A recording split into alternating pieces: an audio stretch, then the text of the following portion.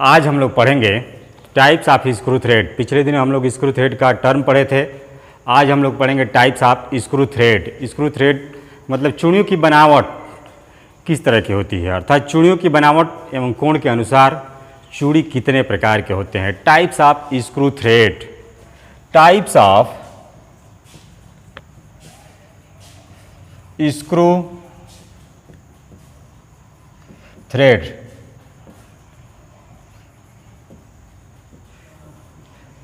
Screw thread के प्रकार अर्थात चूड़ियों की बनावट एवं कोण के अनुसार चूड़ी कितने प्रकार का होता है उसके बारे में। चूड़ियों की बनावट,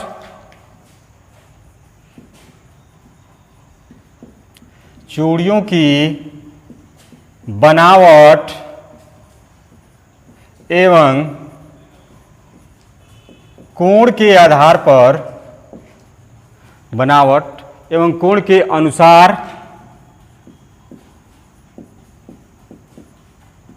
चूड़ी विभिन्न प्रकार की होती है। चूड़ी विभिन्न प्रकार की होती है जो कुछ मुख्य निम्न प्रकार है। कुछ मुख्य निम्न प्रकार से हैं। पहला है एक्सटर्नल थ्रेड। पहला है एक्सटर्नल थ्रेड। एक्सटर्नल थ्रेड क्या होता है? वाह्य चूड़ी। वाह्य चूड़ी बनता कहाँ है? जाब के बाहरी सतह पर, अर्थात बेलनाकार वर्कपीस की बाहरी सतह पर जो चूड़ी बनता है एक्सटर्नल थ्रेड होता है। तो इसका डिफिनीशन कैसे देंगे? पहले नाम लिखा जाए एक्सटर्नल थ्रेड।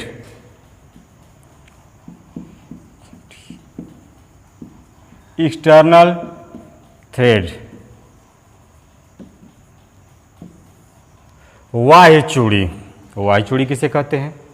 जाब की बाहरी सतह पर बनी हुई चूड़ी वाह्य चूड़ी कहलाती है। अर्थात ये कहा जाए कि कोई जाब है और इसके बाहरी सतह पर कोई चूड़ी काटा जाए, और ये चूड़ी किससे बनता है? ये जो चूड़ी बनता है, एक्सटर्नल थ्रेड जो बनता है, डाई एवं डाई स्टैक से बनता है। तो डाई ले लिया जाए और डाई स्टैक को लगा करके इसके ऊपर बाहरी सतह पर चूड़ी अगर काटा जाए तो जो चूड़ी हम लोग बनाते हैं उसी को कहते हैं एक्सटर्नल थ्रेड। जाब की बाहरी सतह पर बनी हुई चूड़ी वाह्य चूड़ी कहलाती है। इसे डाई एवं डाई स्टैक या अन्य विधियों से भी चूड़ी को बनाया जाता है, जैसे शाफ्ट, बोल्ट, स्टड, स्क्रू इत्यादि। एक बार फिर से, जाब के बाहरी सतह पर बनी हुई चूड़ी वाह्य चूड़ी कहलाती है। जाब के बाहरी सतह पर बनी हुई चूड़ी वाह्य चूड़ी कहलाती है। ये डाई एवं डाई स्टैक से बनाई जाती है, जैसे शाफ्ट, बोल्ट, स्टड, स्क्रू इत्यादि। जाब की बाहरी सतह पर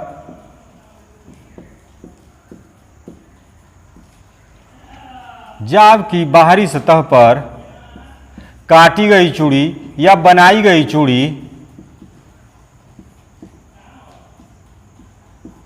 एक्सटर्नल थ्रेड कहलाता है।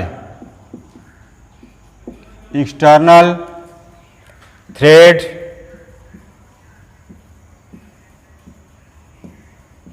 कहलाते हैं, थ्रेड्स कहलाते हैं। ये चूड़ियां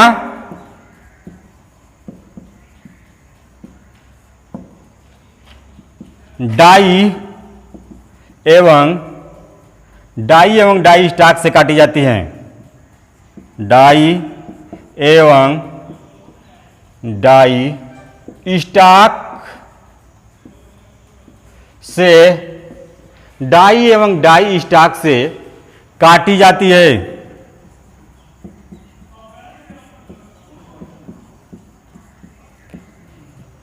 जैसे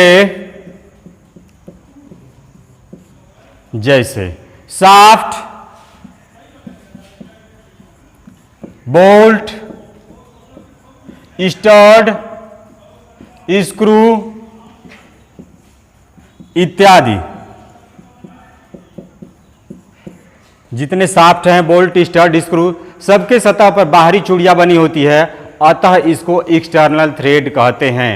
अर्थात किसी जाब, बेलनाकार जाब के ऊपरी सतह पर काटी गई चूड़ी वह चूड़ी कहलाती है। और भिन्न भिन्न साइज के लिए भिन्न भिन्न तरह के डाई स्टाक भी प्रयोग कर लिए जाते हैं। ये पतला जाब के लिए दूसरी डाई प्रयोग की जाती है और मोटा जाब के लिए दूसरी डाई प्रयोग की जाती है। अर्थात भिन्न भिन्न साइज के बेलनाकार जाब की सतह पर बाहरी चूड़ी बनाने के लिए भिन्न भिन्न तरह के डाई एवं डाई स्टाक प्रयोग करके चूड़ी काटी जाती है। और ये जो चूड़ी काटी जाती है ये एक्सटर्नल थ्रेड होता है। अब आइए internal thread. Internal thread, internal threads, आंतरिक चूड़ियां। यदि किसी जाब की अंदरूनी सतह पर बनी हुई चूड़ी या किसी जाब के अंदरूनी सतह पर काटी गई चूड़ी आंतरिक चूड़ी कहलाती है। यह चूड़ी टैप एवं टैप हैंडल से बनाई जाती है, जैसे नट के अंदर बनी हुई चूड़ियां, सॉकेट के अंदर बनी हुई चूड़ियां या किसी होल के अंदर काटी गई चूड़ियां।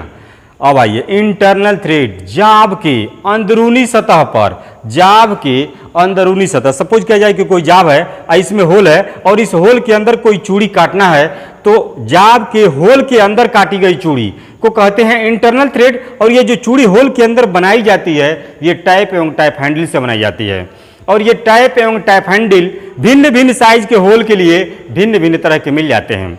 छोटे साइज के लिए छोटे तरह का, बड़े साइज के लिए बड़े तरह का टैप एवं टैप हैंडल मिल जाते हैं। और ये चूड़ी होल के अंदर काटने के लिए किसका प्रयोग करते हैं? इसकी इंटरनल थ्रेड को काटने के लिए टैप एवं टैप हैंडल का प्रयोग करते हैं। और उसमें भी जो टैप प्रयोग किए जाते हैं वो 3 तरह के टैप होते हैं, टेपर टैप, इंटरमीडिएट टैप और फिनिशिंग टैप। 3 तरह के टैप होते हैं जिससे बारी बारी से चूड़ी काट करके उसके अंदर चूड़ी काट करके फिनिश किया जाता है, अर्थात अच्छी तरह से चूड़ी काट ली जाती है।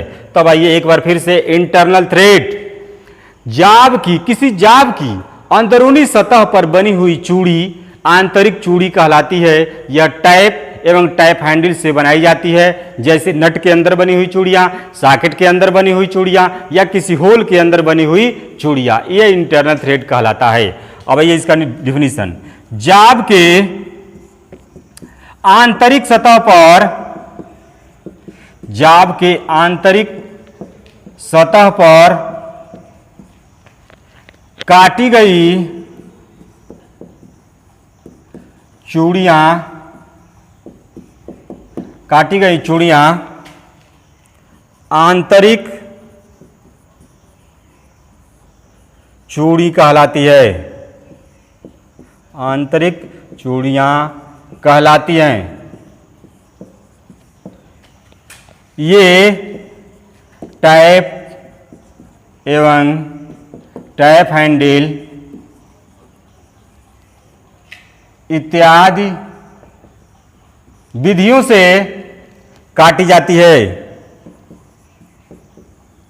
इत्यादि विधियों से काटी जाती है।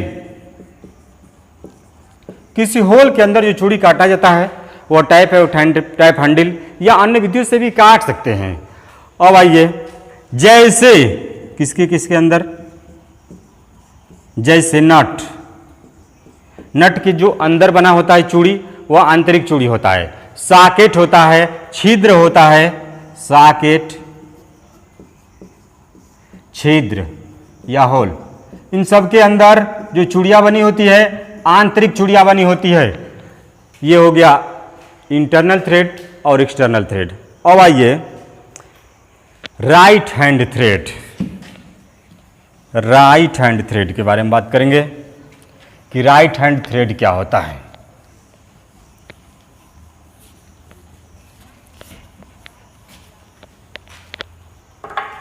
तीसरा है राइट हैंड थ्रेड,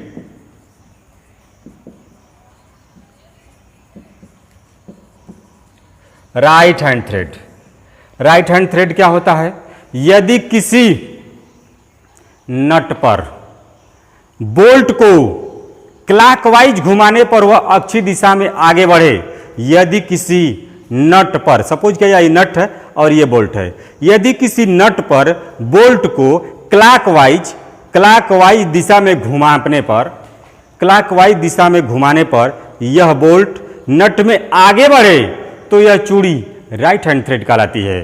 फिर से, यदि किसी नट पर बोल्ट को, सपोज किया जाए कि यह बोल्ट है, क्लॉकवाइज घुमाने पर घड़ी के चलने की दिशा में, अर्थात राइट हैंड में इसको घुमाया जाए और यह बोल्ट आगे बढ़े तो इस तरह की बनी हुई चूड़ी को कहते हैं राइट हैंड थ्रेड।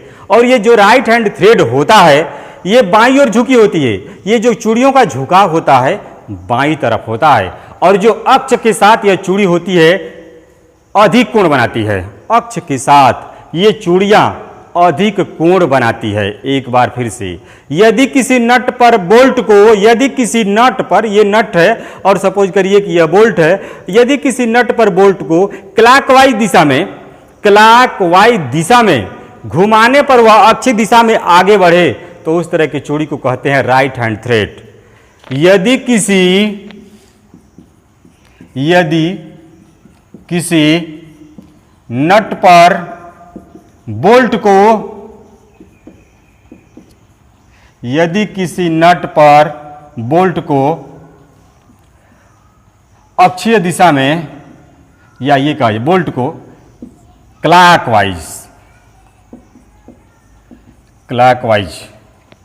बोल्ट को क्लॉकवाइज दिशा में घुमाने पर यदि बोल्ट आगे बढ़े तो इसे राइट हैंड थ्रेड कहते हैं। राइट हैंड थ्रेड कहते हैं। राइट हैंड थ्रेड कहते हैं। इन चूड़ियों का झुकाव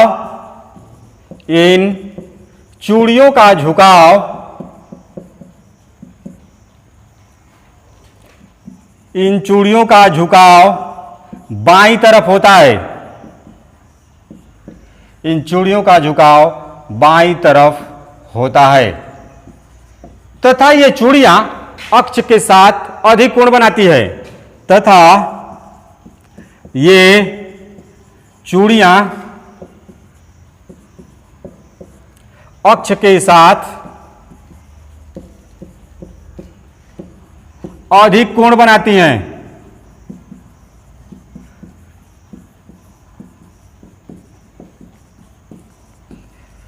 अगला है left hand thread. Left hand thread, इसका डिफिनीशन, यदि किसी नट पर बोल्ट को एंटी क्लॉकवाइज दिशा में, यदि किसी नट पर बोल्ट को एंटी क्लॉकवाइज दिशा में घुमाने पर वह अक्षीय दिशा में आगे बढ़े तो इस तरह की चूड़ी को कहते हैं लेफ्ट हैंड थ्रेड। इस तरह की चूड़ी को कहते हैं लेफ्ट हैंड थ्रेड। अर्थात यदि किसी नट पर बोल्ट को एंटी क्लॉकवाइज दिशा में घुमाने पर वह अक्षीय दिशा में आगे बढ़े तो इस तरह के चूड़ी को कहते हैं लेफ्ट हैंड थ्रेड। ये चूड़ियां का झुकाव जो होता है दाईं तरफ होता है। अर्थात जो लेफ्ट होती है उनका झुकाव दाहिने होता है और जो राइट होती है उनका झुकाव बायां होता है। लेफ्ट हैंड थ्रेड का झुकाव जो होता है दाईं तरफ होता है और यह अक्ष के साथ न्यून कोण बनाती है और अक्ष के साथ ये चूड़ियां न्यून कोण बनाती है। यदि, अब इसका डिफिनीशन, यदि किसी नट पर बोल्ट को एंटी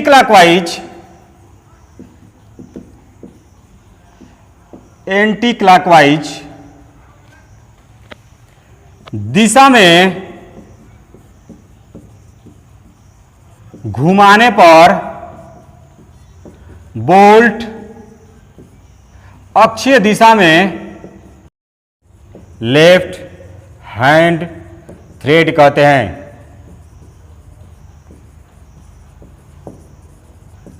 इन चूड़ियों का झुकाव, इन चूड़ियों का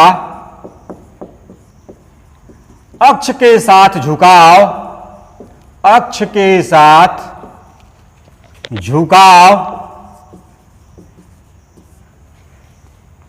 दाईं तरफ होता है, दाईं तरफ होता है तथा ये चूड़ियां अक्ष के साथ न्यून कोण बनाती हैं तथा ये चूड़ियां अक्ष के साथ न्यून कोण बनाती हैं। Number 5 single start thread. Single start thread में लीड एवं पिच दोनों बराबर होता है, अर्थात नट को एक बार घुमाने पर वह पिच के बराबर दूरी आगे या पीछे बढ़ता है तो उसको कहते हैं सिंगल स्टार्ट थ्रेड। अर्थात सिंगल स्टार्ट थ्रेड में पिच तथा लीड की जो दूरी होती है, अर्थात जो पिच एवं लीड होता है दोनों समान होता है, दोनों बराबर होता है। अर्थात सिंगल स्टार्ट थ्रेड में नट को एक बार घुमाते हैं, नट को जब एक बार घुमाते हैं तो वह पिच के बराबर दूरी आगे बढ़ता है, तो इस तरह के चूड़ी को कहते हैं सिंगल स्टार्ट थ्रेड। ठीक इसी में एक आता है multi start thread. Multi start thread, single start thread और अगला होता है multi start thread. Multi start thread, multi start thread क्या होता है कि इस तरह की स्टार्ट थ्रेड में जो नट है उसको एक बार घुमाने पर वह पिच का 2 गुना, 3 गुना या कई गुना दूरी आगे चलती है या आगे बढ़ती है, तो इसको कहते हैं मल्टी स्टार्ट थ्रेड। अर्थात मल्टी स्टार्ट थ्रेड में पिच का कई गुना दूरी, अर्थात नट को जब एक चक्कर घुमाते हैं तो वह कई गुना, अपने पिच के 2 गुना, 3 गुना या कई गुना दूरी जब आगे पीछे जाता है तो इसको कहते हैं मल्टी स्टार्ट थ्रेड। जबकि सिंगल स्टार्ट थ्रेड में क्या होता है, सिंगल स्टार्ट थ्रेड में क्या होता है कि उसमें पिच एवं लीड बराबर होता है, जिसके चलते एक चक्कर में अपने लीड के बराबर ही दूरी आगे चलती है। अब ये सिंगल स्टार्ट थ्रेड में, सिंगल स्टार्ट थ्रेड में लीड एवं पिच, लीड एवं पिच दोनों समान होता है, दोनों समान होता है, जिससे नट के एक चक्कर में, नट को एक चक्कर घुमाने में, नट को एक चक्कर घुमाने में अपने पिच के बराबर दूरी, पिच के बराबर दूरी आगे बढ़ती है, आगे बढ़ती है। सिंगल स्टार्ट थ्रेड कहलाता है, सिंगल स्टार्ट थ्रेड कहलाता है। अब आइए मल्टी स्टार्ट थ्रेड। इसमें मल्टी स्टार्ट थ्रेड में, मल्टी स्टार्ट थ्रेड में नट को एक चक्कर घुमाने में, नट को एक चक्कर घुमाने में, नट को एक चक्कर घुमाने में वह अपने पिच का 2 गुना, 3 गुना, अपने पिच का 2 गुना, 3 गुना या कई गुना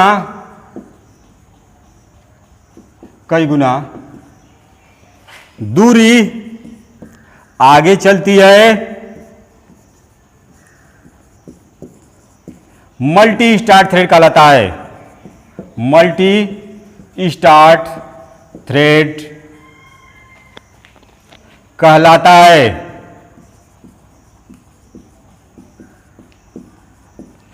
बस आज के लिए इतना ही, फिर अगले दिन हम लोग फिर मिलेंगे।